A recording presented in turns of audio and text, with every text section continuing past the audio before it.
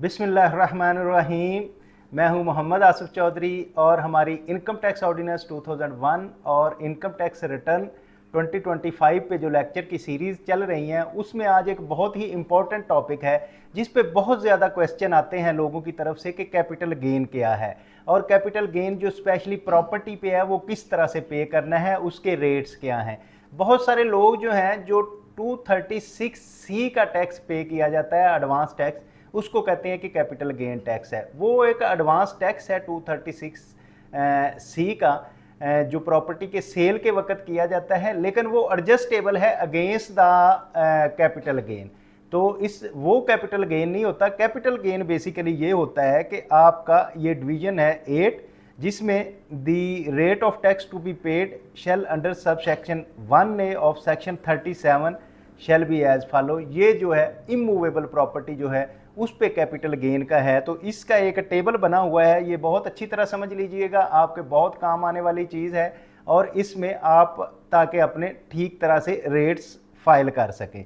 इसमें देखें जी, इसका एक तो पहले है होल्डिंग पीरियड, क्योंकि इमूवेबल प्रॉपर्टी जो है उसका कैपिटल गेन का तल्लक है कि आपने उसको कितने साल तक होल्ड किया है। ठीक है, जैसे जैसे आपके टैक्स पीरियड बढ़ता जाएगा होल्डिंग का, उस तरह टैक्स का रेट कम होता जाएगा। ये एक चीज़ आपने कंसीडर करनी है। फिर rate of tax on properties acquired on और before 30th day of June 2024। जो प्रॉपर्टी आपने 30 जून 2024 से पहले एक्वायर की हुई है, ये रेट उसके होंगे, क्योंकि जो 1 जुलाई 2024 से आगे रेट स्टेट हो गया था 15% कैपिटल गेन का।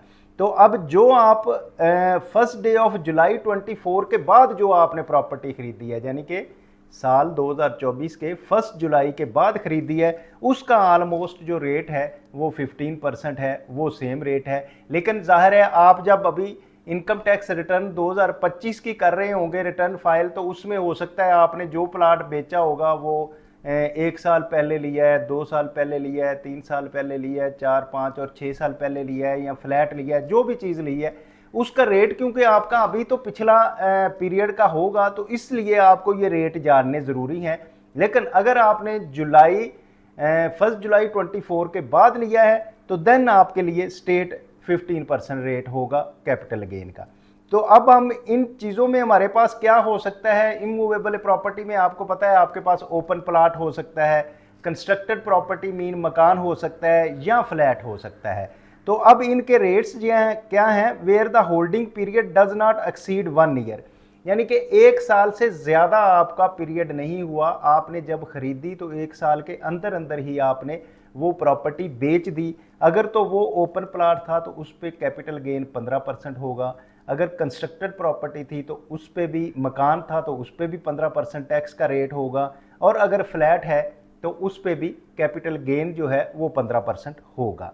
लेकिन अगर आपने वो प्रॉपर्टी जो है उसको 1 साल होल्ड किया, लेकिन दूसरे साल पूरा होने से पहले पहले आपको बेच दिया, आपने वो बेच दिया, तो आपका 2.5% जो है प्लाट में कम हो जाएगा।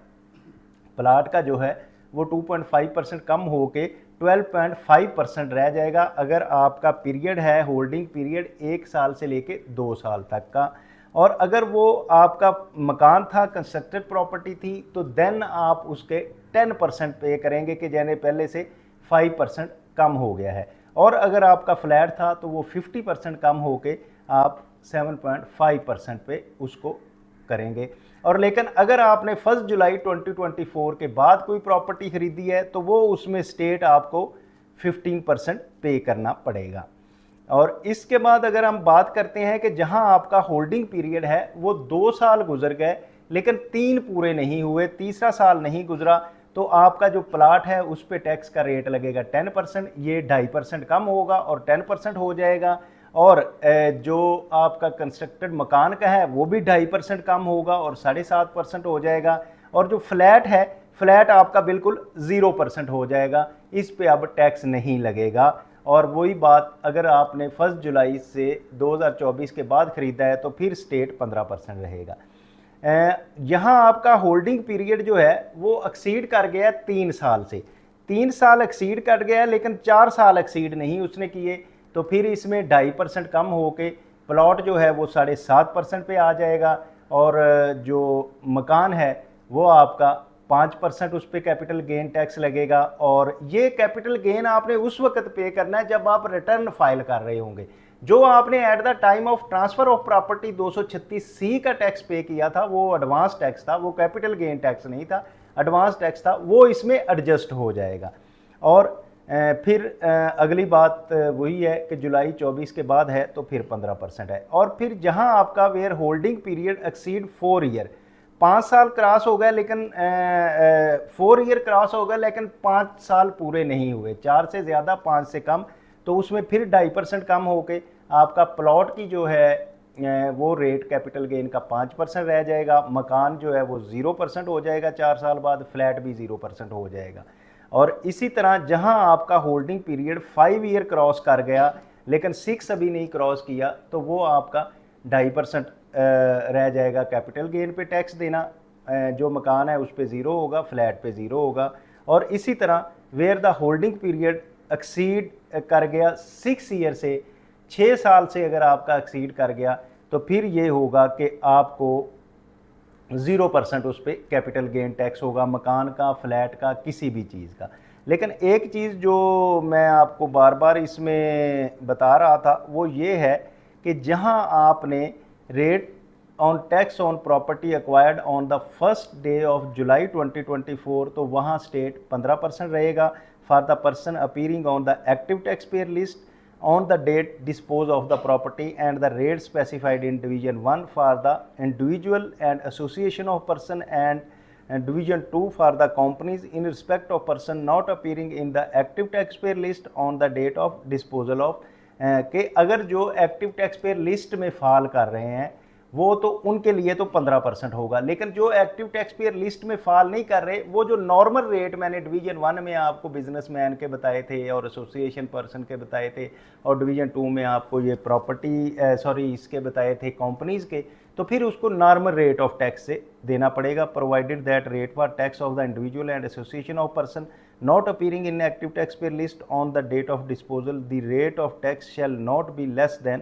15% ऑफ द गेन। और एक ये भी आपने जेन में बात रखनी है कि उस दिन जो आप एक्टिव टैक्स पेयर लिस्ट में नहीं है अगर, तो कम से कम 15% तो पे करना ही करना है कैपिटल गेन, लेकिन अगर इससे ज़्यादा होगा तो फिर रेट ज़्यादा होगा तो आपको ज़्यादा पे करना पड़ेगा। लें जी, ये था कैपिटल गेन के रिलेटेड हमने सारी बात की कि अगर आपका कैपिटल गेन टैक्स कैसे होता है और कब आपने पे करना होता है। अब डिवीज़न है 8A टैक्स ऑन बिल्डर्स, जो बिल्डर्स हैं उन पे किस तरह से टैक्स लगेगा। The rate of tax under section 7E shall be as follow, तो उसका ये बिल्डर्स का रेट है, अगर तो वो कराची, लाहौर और इस्लामाबाद का है उसके लिए डिफरेंट रेट होगा, हैदराबाद, सखर के लिए डिफरेंट, और urban area not specified in A and B उनके लिए डिफरेंट होगा। तो अब कमर्शियल प्रॉपर्टी की अगर हम बात करें तो कमर्शियल प्रॉपर्टी पे जो 7C शैल टैक्स जो है बिल्डर्स पे जो टैक्स लगना है वो क्या होगा, ₹210 पर स्क्वायर फुट कमर्शियल प्रॉपर्टी है, और अगर वो कमर्शियल प्रॉपर्टी कराची, लाहौर और इस्लामाबाद में है तो ₹210 पर स्क्वायर फुट उसका रेट होगा बिल्डर्स का। और अगर वो हैदराबाद, सखर, मुल्तान, फैसलाबाद, रावलपिंडी, गुजरांवाला, साहिवाल, पेशावर, मर्दान, एबटाबाद और कोयटा डिवीजन्स में है, इन शहरों में है, बड़े शहरों में तो फिर भी ₹210 पर स्क्वायर फुट है, और अगर अर्बन एरियाज़ है not specified A and B में नहीं दिया गया तो उसका भी ₹210 पर स्क्वायर फुट होगा। तो अब आ जाएं फॉर रेजिडेंशियल बिल्डिंग्स के लिए क्या होगा।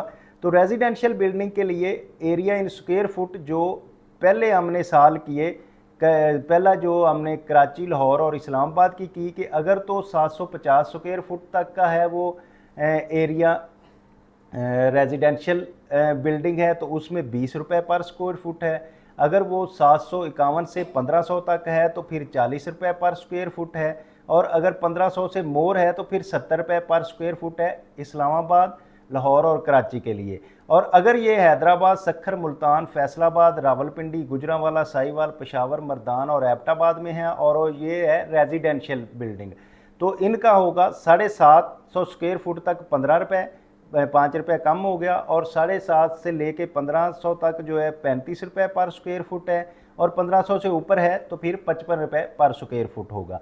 इसी तरह दूसरे शहर जो हैं इन लिस्ट में नहीं जो आए, उनका भी जो है 750 तक ₹10 और ₹5 कम हो गया, 751 से 1500 तक ₹25 पर स्क्वायर फुट है, और 1500 से मोर होगा तो ₹35 पर स्क्वायर फुट होगा। ये बात हो रही है रेजिडेंशियल बिल्डिंग की, ठीक है। कमर्शियल बिल्डिंग का 210 सबका सेम है बिल्डर्स के लिए। अब बात कर लेते हैं हम डेवलपर्स की। डिवीजन 8B है जिसमें टैक्स ऑन डेवलपर्स क्या होगा। ये एक स्पेशल रिक्वेस्ट भी मुझे आई थी कि सर बिल्डर्स और डेवलपर्स के जो रेट हैं उनको अच्छी तरह बताएं क्या है। तो इसमें मैं बता रहा हूँ कि वही चीज़ है कि अंडर सेक्शन 7D जो हमने बात की थी डेवलपर्स की, तो डेवलपर्स के जो कराची, लाहौर और इस्लामाबाद के लिए, और फिर ये हैदराबाद, मुल्तान, सखर, मुल्तान, फैसलाबाद के लिए और दूसरे शहरों में, इनका भी जो कमर्शियल प्लॉट्स हैं डेवलपर्स के वो स्क्वायर यार्ड में हो जाएंगे। जब हम बिल्डर की बात कर रहे थे तो वो स्क्वायर फुट में थे। अब जब हम बात कर रहे हैं डेवलपर्स की तो डेवलपर के जो स्क्वायर यार्ड में हो जाएंगे, लेकिन ₹210 पर स्क्वायर यार्ड, ₹210 पर स्क्वायर यार्ड, ₹210 पर स्क्वायर यार्ड कमर्शियल का रेट सबके लिए सेम है। अब डेवलपमेंट के लिए जो डेवलपर हैं तो डेवलपर का जो एरिया होगा इन स्क्वायर यार्ड है, ये जेन में रखना है। बिल्डर के लिए स्क्वायर फुट और डेवलपर के लिए स्क्वायर यार्ड्स हैं। 120 स्क्वायर यार्ड तक का होगा तो उस पे ₹20 पर यार्ड हैं, और 121 से लेके 200 तक स्क्वायर यार्ड होगा तो ₹40 पर यार्ड हैं, और 201 से लेके ज़्यादा होगा तो फिर उसका ₹70 पर स्क्वायर यार्ड है। ये है इस्लामाबाद, लाहौर और कराची के लिए। बाकी जो शहरों का, बड़े शहरों का ये जिक्र मैंने किया है, इनमें अगर होगा तो फिर जो 120 स्क्वायर यार्ड तक का होगा प्लाट तो उस पे आपको टैक्स पड़ेगा ₹15 पर स्क्वायर यार्ड, ये ₹5 इससे कम हो गया। और फिर जो 121 से लेके 200 तक होगा तो ₹35 पर स्क्वायर यार्ड, ये भी हो गया कम, और 200 से ज़्यादा होगा तो फिर ₹55 पर स्क्वायर यार्ड। अब ये बाकी शहरों के लिए जो इनमें नहीं आ रहा तो उनके लिए ये और कम हो जाता है कि अप टू 120 स्क्वायर यार्ड का जो प्लाट होगा उसका ₹10 है, और 121 से लेके 200 तक स्क्वायर यार्ड का ₹25 पर स्क्वायर यार्ड टैक्स देना पड़ेगा, और 201 से मोर होगा तो ₹35 पर स्क्वायर यार्ड देना पड़ेगा। तो ये था बिल्डर्स, ये था टैक्स ऑन डेवलपर्स पे कैसे लगना है, बिल्डर्स पे कैसे लगना है, और कैपिटल गेन जो आपका प्रॉपर्टी को सेल करने पे लगता है। अब मैंने तफसील से आपको कैपिटल गेन का पूरा बता दिया कि किस साल में कौन सा लगेगा, बिल्डर्स का बता दिया और डेवलपर का बता दिया। तो उम्मीद है आप सारे इसको बहुत अच्छी तरह समझ गए होंगे। लेकिन अगर फिर भी कहीं आपको प्रॉब्लम आ रही है तो कमेंट बॉक्स में कमेंट कीजिए, और दूसरों को समझाने के लिए इसको लाइक, शेयर और सब्सक्राइब ज़रूर कीजिएगा। Thank you very much, have a nice day.